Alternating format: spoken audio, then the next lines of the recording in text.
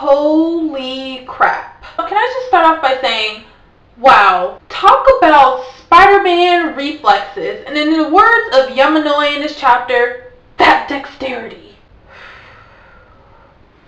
Inabe's character designs for the zombies are freaking awesome. They all don't look the same, and along with the humanoid dog zombies, along with we see later on in this chapter outside the wall how one has half a face and one's like veiny all over.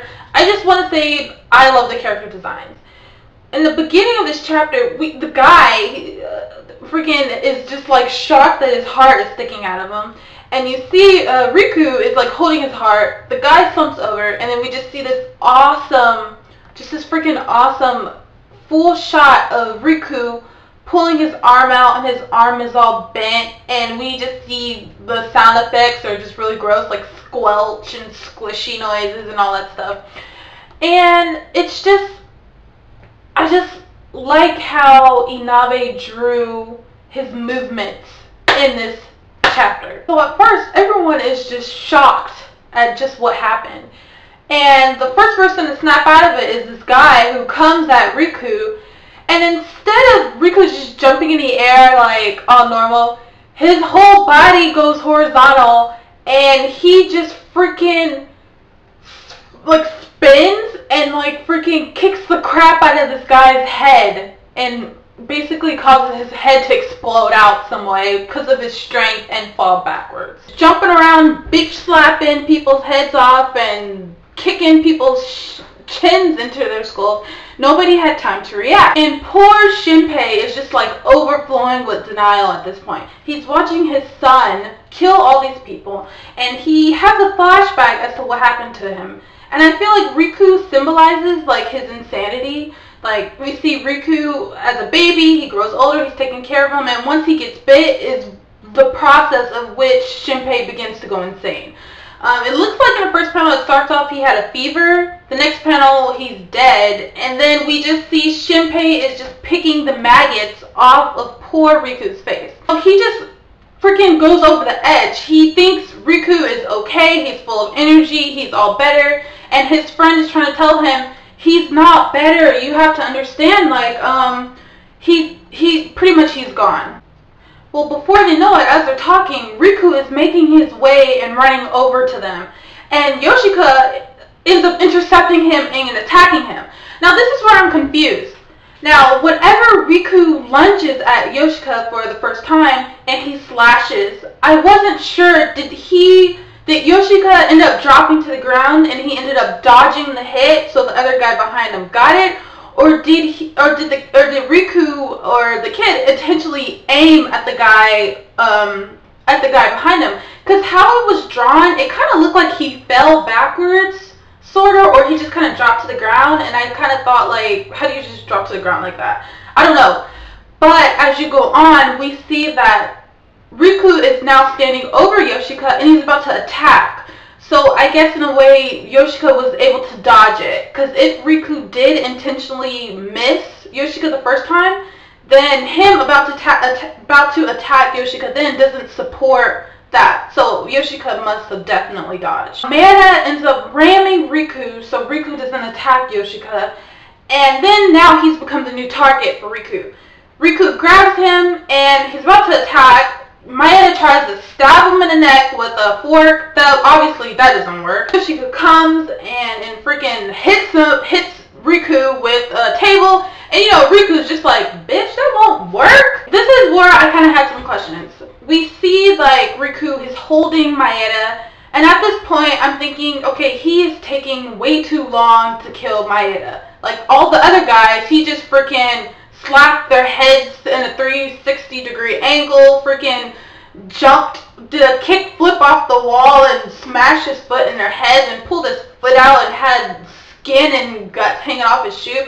But what Mayada, I felt like he was kind of taking his time. Like he was just holding his head there. Did he do that because the Zombie King knew he was about to kill Mayada, so in some way he made Riku walk away because he didn't want to kill him? Or was it because Yamanoi and Iwakura intercepted the king's signal in time to release his control over Riku for that moment and stop him from attacking Mayada? And if that's true, if you think about it, that's very, very scary because Maeda is very lucky. And so as Shinpei is screaming, come here, you know, you're all better now, Riku makes a dash and then he just drops to the ground as if he just lost all his power.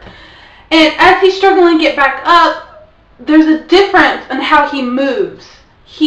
Instead of jumping up and full of energy, he's wobbling and standing up and he seems weaker. And then that's when Shinpei's like, it's back, he's sick again. So you can kind of say now the Zombie King was no longer taking over Riku because he was back to his weak, wobbly self. Yamanoi comes back and he's just like, hurry up and buy him. And he begins to explain how him and Iwakura went up to the second floor and they found the king making his signal with his voice. So, like in my last video, I knew we were going to find out like what was going on with Riku. The king obviously was controlling him. But the reason why that no other zombies across the wall came was because his signal, he still had that ball pin embedded in his chest. Okay, so Yamanoi made a good call stabbing that ballpoint pen and keeping it there inside the king's chest because ultimately that ended up saving their lives. But I would like to present to you a quote in this chapter which he says that will show you just how much Yamanoi doesn't give a fuck.